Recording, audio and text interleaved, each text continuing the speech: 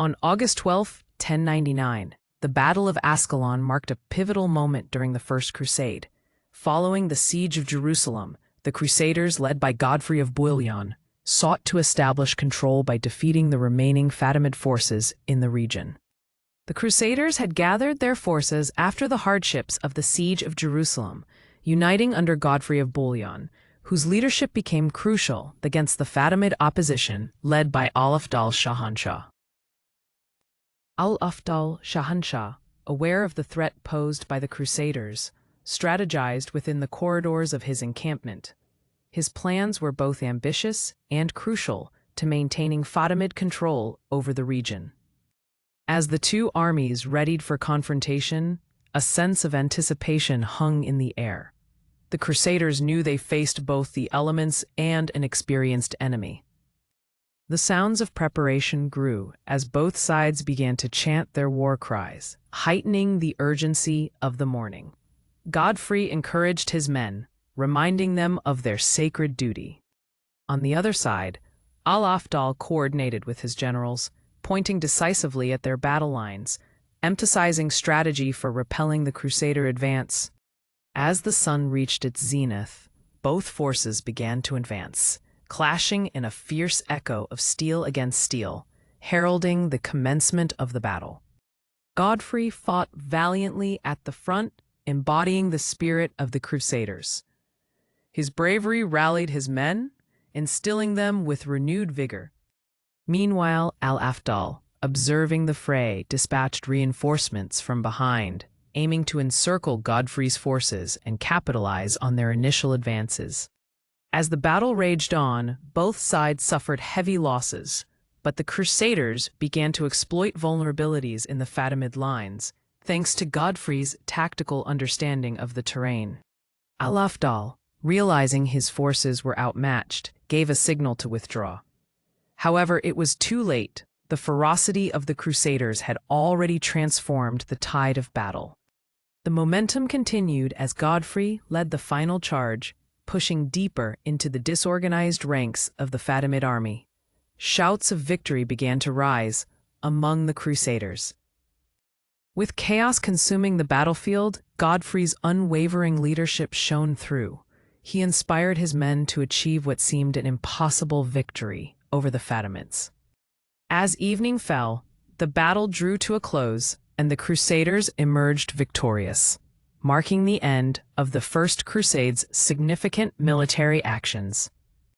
The victory at Ascalon not only consolidated Crusader control over the region, but also forced a significant retreat of the Fatimid army from the area, altering the political landscape of the Levant.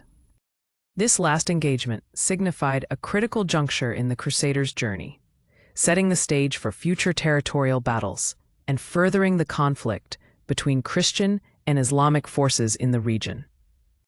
The aftermath of the battle left both armies scarred, but the Crusaders rejoiced in their newfound dominance. Their victory speeches resonated throughout the ranks, solidifying their faith and purpose. Having tasted victory, Godfrey contemplated the future. With aspirations of securing Jerusalem, he knew that the Crusaders would require unity and strength as they moved forward. Meanwhile, Al-Afdal faced the sobering reality of defeat. His leadership would be scrutinized, and the need to re-strategize against the Crusader threat grew urgent. The victory at Ascalon marked not just a battle won, but an essential chapter in the long clash over the Holy Land. The fighting spirit of the Crusaders remained undeterred by the hardships they faced.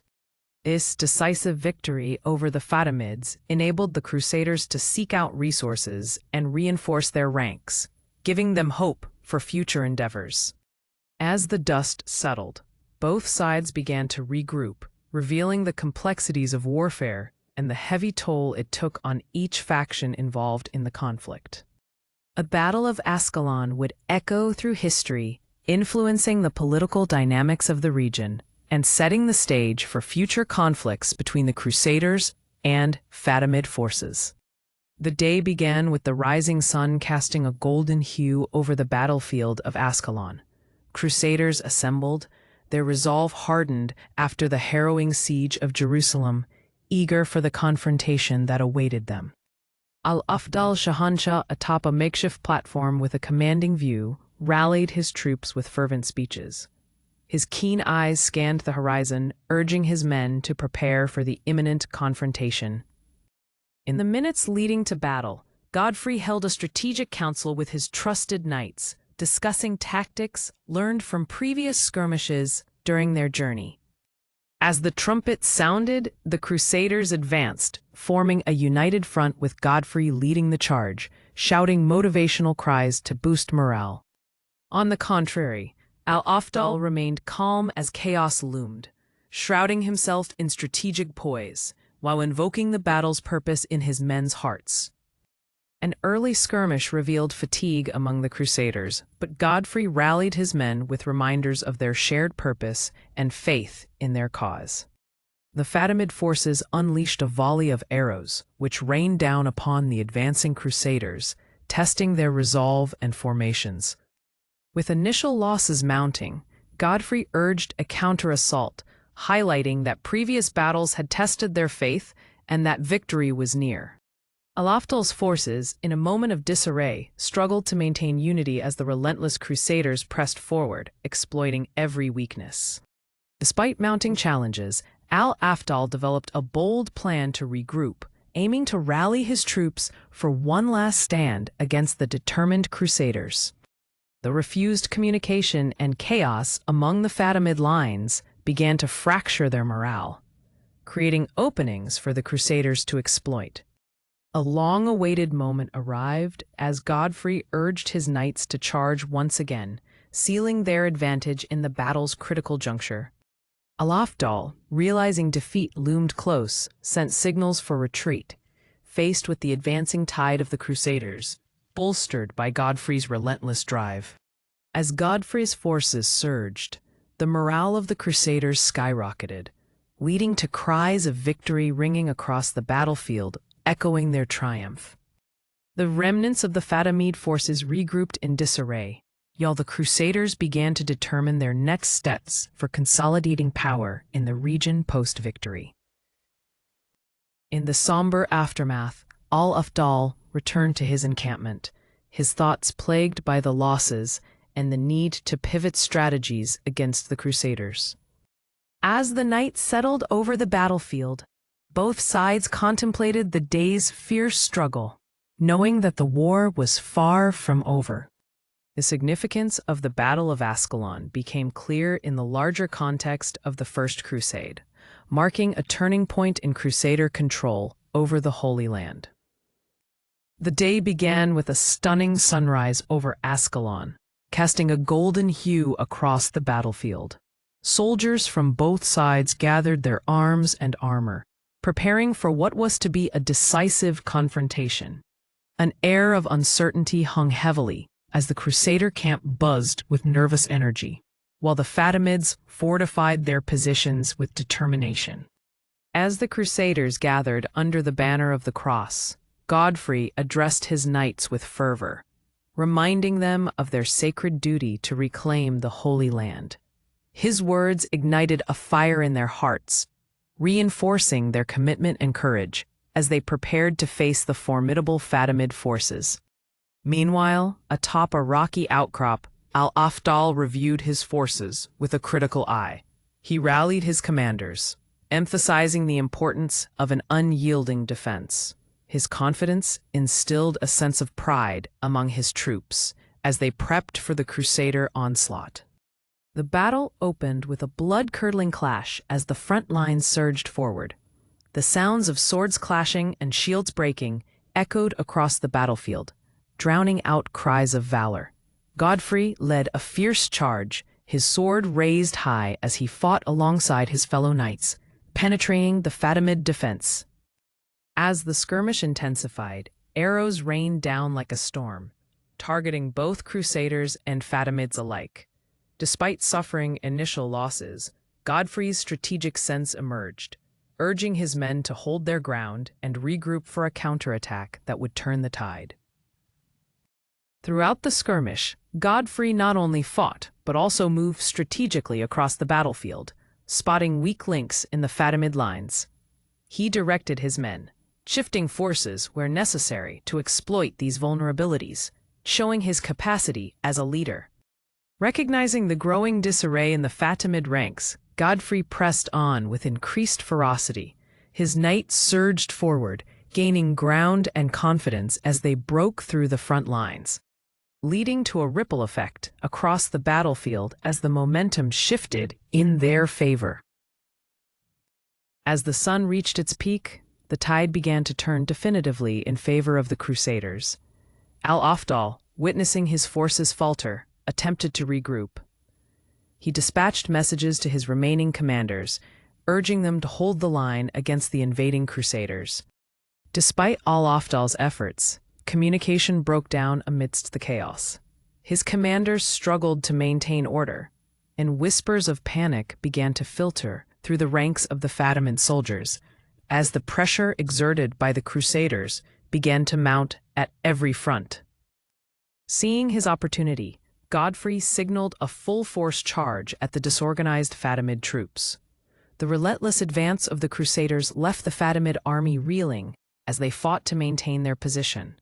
The combined weight of their previous victories spurred the Crusaders on, allowing them to push harder. With the Fatimid lines buckling beneath the onslaught, Al-Afdal made a crucial decision. Time was slipping away, and he ordered a strategic retreat to conserve his remaining forces. His sharp eyes observed the battlefield as he realized that the fight was lost, despite his earlier bravado.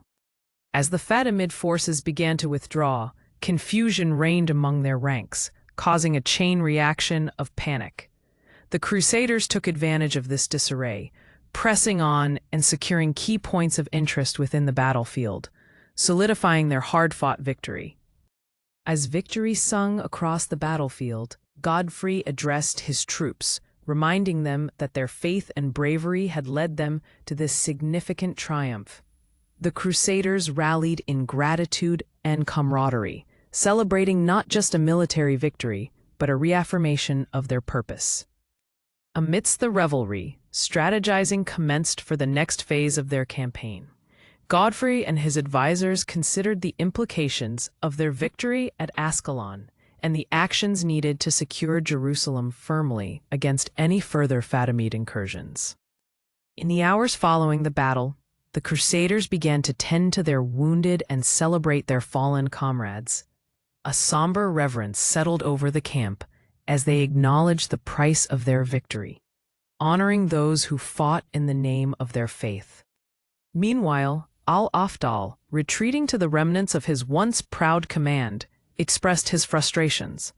He convened his advisors, desperate to analyze their defeat, which marked a pivotal moment for Fatimid strategies in the region.